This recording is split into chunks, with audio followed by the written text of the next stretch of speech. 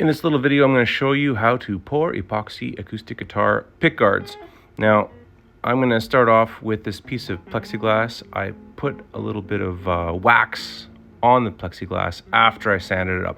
I used those Abralon Mirka style abrasive polishing pads, bowling ball pads, for the purpose of just smoothing out the texture of the actual plastic that it's going to be poured onto. I just wanted to make sure that it's not gonna have any chunks. So I mixed some epoxy. It's a 72-hour epoxy, and the first few drops of dye I've put in there are Color FX aniline dyes available from Wood Essence in Saskatoon. I put about, maybe 6 or 8 drops of amber. I might add a little bit more, and we'll see if we can get it so it's a reasonable starting point for that. So see, it's amber Color Effects, and just a little darker, because once we pour it onto the plexiglass, it might be a little too light, and it's easier to get a consistent base color by mixing it all at once in the container. I'll add the splotchy colors afterwards, like burnt umber and some other browns, and so I'm going to keep on storing. And you can even see those little bubbles, the little epoxy bubbles floating up in the air. So once I get it stirred nicely, I'm going to take the heat gun out and I'm going to heat it up. Now, if you heat it up too much, you will melt the plastic container. You don't want to do that. So I've used plate glass in the past to pour these on, which is kind of neat. Sometimes I've put it on the melamine, as you'll see later on in this video. Right now you can watch the bubbles. Check this out. It's pretty cool. If you heat it up, not too hot to the point where you're cooking it or boiling it, but enough to the point where the heat ends up making it so it's a little bit thinner. So you see the plastic melting there a little bit.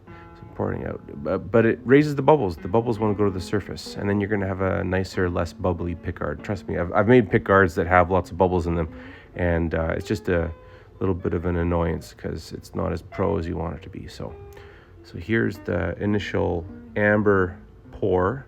I'm going to use gravity to help me out here, and I'll tilt the plexiglass sheet, or if you're using melamine or something, you can do that too. I used to take Super 77 spray-on adhesive, and I'd put it onto the board or whatever it was that I was using as a base, and then I'd double side adhesive, like with a Super 77, I'd put wax paper on. So then in theory the wax paper would help, but I don't like the texture that I got from it. So I'm trying this for the first time today. Plexiglass, we'll find out if it works well or not in a couple days. And so I'm just trying to spread it out, get it moved around here,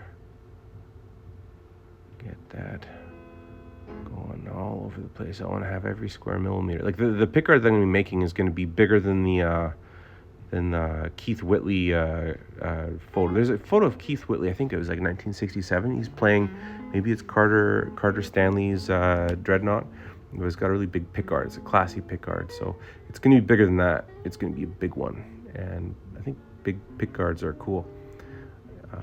There's one luthier that most people don't know of, unless you're a real fanatic. Frank Gay, he was the luthier in Canada before people knew what a luthier was. Before there were luthiers, he was the first one. He lived in suburban Edmonton back in the 1950s. He had a small bungalow. I heard a story from one guy once where he bought a brand new 1958 Martin D28, and he took the train out to Edmonton, and he had Frank's address, and he took the train through the night, and he got to Edmonton, and it was like 8 o'clock in the morning, and he gets a cab ride to Frank Gay's house in the suburbs, and he looks, and all the houses in the area are nicely decorated with cleanly even cut grass and all that. And then there's Frank's yard, had long grass, brand new bungalow, long grass with oh look, there's a hair there, long grass with beer cans all over the place. And so this customer walks up to the house, knocks on the door, and the first thing Frank did was offer him a beer. So he says to Frank, hey, I want you to turn my Martin into a Frank Gay guitar. And Frank agreed to do that, no problem. Just like what he did for Porter Wagner and Hank Snow and them. And so he got the guitar back about a year later, and it had a big triangle sound hole and big jewels all around the perimeter and the rosette and spiky fingerboard ends and a wild bridge. And he said to me, I looked at it and I thought to myself, my God, what have I done? So long story short is he wasn't really happy with the guitar. There were some quality issues and stuff. But the cool thing with Frank Gay is he had some serious style. He had some wild style. So this pickguard here is going to be something that's going to be maybe in the Frank Gay style, or maybe what Paul Bigsby would have done if he was going to dress up an acoustic. It's actually for a customer of mine who has a guitar that I built. So it's going to go on a Hamm-tone. So it's going to be a big wild pickguard and a Hamm-tone guitar. We're going to see if we can deck it out over the next number of years, make it even more country or more bluegrass. So as you can see, pardon that story, that little interlude. I'm just adding brown now. It's burnt sienna. I'm getting some stripes. This is the tiger stripe or the fire stripe pickguard style. Later on, you'll see that I keep on adding more and more because it wasn't quite as dark as I wanted it. But I just want it to be a semi-dark, reddish, brownish pickguard. So there's different ways of getting different patterns, and you can experiment and try it out. But that's basically it. You know, you spread it back and forth. Keep on getting those lines. Make sure that every area that's going to be part of the pickguard and the guitar, like mind you, you're going to be removing a lot of this material and discarding it. So the area that will be on the guitar, the part of the pickguard that you will keep, make sure that it is snazzy. And the area that's not going to be in the guitar, just don't worry about it. Just use that area to help keep everything level. And that's another thing you want to make sure you pay attention to, is the fact that this pickguard needs to be on a level surface when you are pouring it, or else you'll have something that's like 37 thousandths of an inch thick on one side and over an eighth of an inch on the other, and that's just weird. It's going to either have it's going to be ridiculous, or you're going to have to sand a lot, and you want neither of those things. Try to get it so it's nice and level. So this is the only time in my shop that I will use a level, and I'll make sure that it's level east, west, north, and south. And so you can watch me continue to mix. Suddenly my phone storage gets filled up and the camera stops. But this gives you the gist. This gives you the idea. It's not hard, guys, ladies, gentlemen, people out there, all the people of the world. It's not hard. It's just a matter of doing it. So, but you don't want to, be too eager. Make sure that you mix the epoxy exactly 50-50. Follow the instructions. Maybe it's a 70-30 split, whatever it is, but read your instructions. I used a scale this time. Rather than mixing by volume, I mixed by weight. We'll find out, see if it works better or not. Make sure that you mix it exactly. And also pay attention to the temperature. Sometimes these epoxies are going to set up better, between 21 and 24 degrees Celsius, or 17 and 19, or whatever it is. Every product, everything has its own specific little idiosyncrasies. So, read the instructions. Not always, but it's good to read the instructions.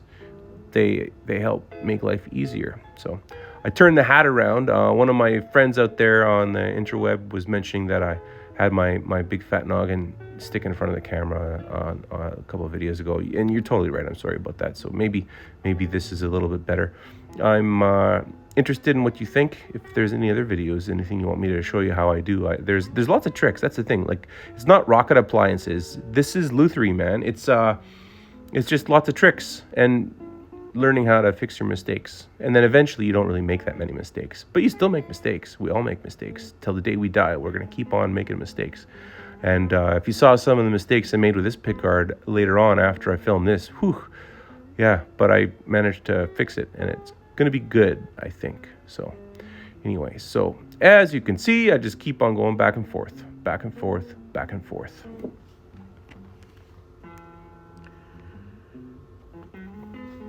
After it cures, I'll use a template that I make out of MDF, and I'll use that. I'll double sticky tape the pickguard material onto the template. First, I'll cut it out. I'll use a heat gun again to soften the epoxy.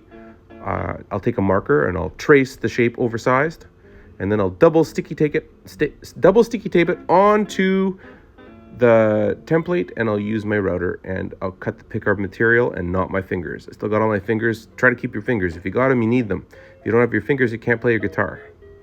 So I kind of getting tired of watching myself mix this epoxy, and I think you get the drift. So I think I'm just gonna stop any more epoxy mixing, and we'll just get on to the next section.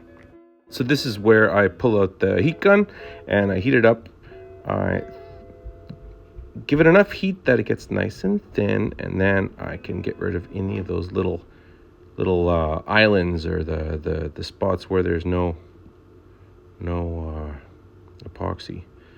Gravity and heat are wonderful things.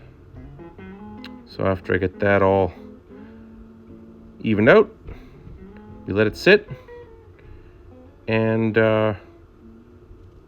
next video, I'm going to show you exactly how I remove it.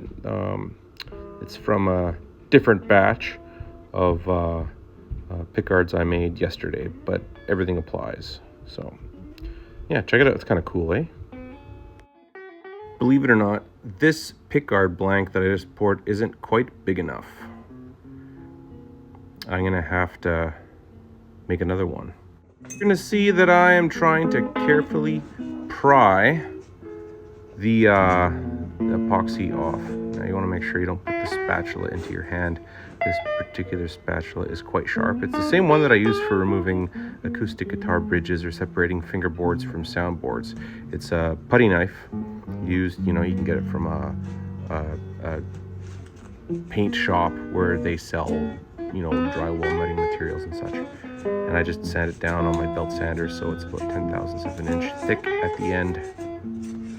Just carefully removing it. Now, this one here is on a melamine board, so it's got like an orange peel texture on the board itself. So for some reason, maybe it's the material as well that the board is made of, it comes off really easily. I used to use wax paper and other ways of trying to keep it so it doesn't stick, but this black melamine is actually quite fantastic. So if you want to consider trying that out, it's a good board. The nice thing is also that it is very flat. So as you can see, I'm carefully working through removing it. This is what happens at the very end. And yeah, after this is removed, I'm gonna let it cure for a couple more days. I'll then put it on a piece of glass, and I will then level sand so there aren't any low spots that you can see in the glare here. There's the texture. I level sand it so it's nice and flat, and then I sand it up to 3000. Then I put it on a flat piece of melamine like that, or MDF, and then I put it on the buffing wheel. Right now, because it's not hard, it's not fully cured, it's somewhat malleable, so it's nice. It's not as likely to crack. Then I heat it up with the heat gun just to soften it a little bit more. A little bit of heat doesn't damage it. Now you don't want to have it on too hot, or else you can set it on fire maybe, or maybe burn it or make it smoke, because heat is, potentially dangerous. But as you can see, I have it on that glass counter. The glass counter is plate glass, it's really flat. It's going to help ensure that the overall physical shape of the, hey, Hamm-tone, look at that. The shape of the pickguard is supposed to be flat. So try to flatten it out. And so that's what I do before I cut it and shape it. I'm sure there's other videos that show how to cut and shape pickguards. Maybe I'll do one of those too. I just wanted to show you how to make the actual material, because instead of having to buy celluloid, which is actually like explosive, this gives you a chance of making something out of epoxy. So here's the pickguard material, and then as you can see, there's a template there. This one doesn't have the sound hole. This sound hole is jaggedy on purpose and oversized, or undersized, I guess. I used my rosette cutting jig to cut out the diameter correctly. Here's another one, or like so, or like so. What you do is you have your template,